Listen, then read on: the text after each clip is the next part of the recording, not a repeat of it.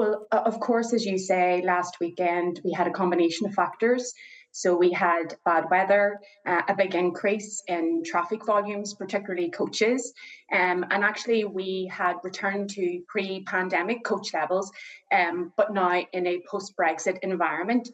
So the requirement for checks on passports of every individual, all of those factors came together and resulted in this significant delays. And as a result, freight was also affected. We're now also in a busy period. The Easter break, again, we expect an increase in tourism volume, so they're not expected to be as high as last weekend. But around 80% or 86% of our freight drivers currently using the port are non-UK residents. So essentially, they're trying to get home, and they're trying to do so ahead of this Sunday French restrictions on driving. So we're working with the Kent Resilience Forum, keeping a very close eye on the situation and ensuring that we, through social media and other avenues, are keeping our members updated. So what could the impact be on consumers? What's most likely to be affected? Is it goods coming into the country or goods going out? Will be good going out. And obviously, when you have a situation like this where there are delays, it puts stress on the supply chain.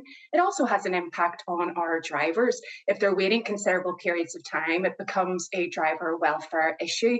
And so that's why we're working very closely with the Kent Resilience Forum to make sure that we can minimise delays. In fact, I have a number of meetings today as we closely monitor the situation and make sure that contingency plans are in place if needed, and people are working very hard on that.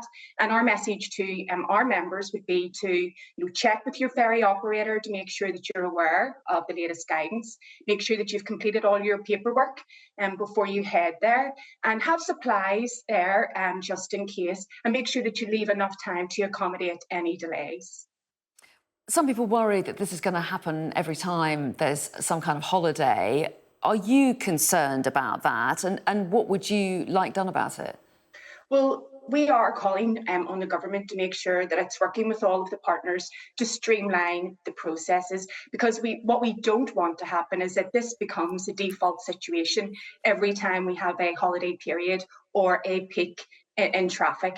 We're also very conscious too that it looks like it'll be next year, but the EU will be introducing a new entry and exit scheme as well around biometric security. So it's really important that the government leads on this work, that it works with all of its partners to make sure that we're streamlining processes, that things are moving as effectively and as efficiently as possible so that we can keep goods moving, because this particular port and the short straits is a key logistics and trading route.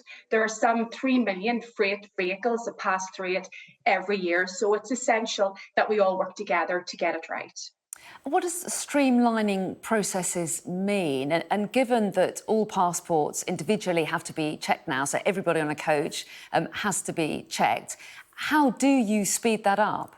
Well, it certainly is challenging, because if we look at the Port of Dover and people there are working extremely hard, there are constraints around the site geography. So it's about looking and working together to see how we can, through maybe digitalisation, technology, that we can make sure that there are systems in place to make things move as quickly as possible, because particularly in the case of Port of Dover, speed is of the essence in terms of making sure that people and goods are able to flow as quickly as possible. So we will continue to work with the government on that. It published a draft target operating model just this week. There's a lot of change happening around the border, and the government needs to make sure that that is all joined up, that it is brought together, that it is simplified, that it is streamlined, that it works for tourists, but critically that it also works for our freight operators and those who make sure that we all get the goods that we need when we need them.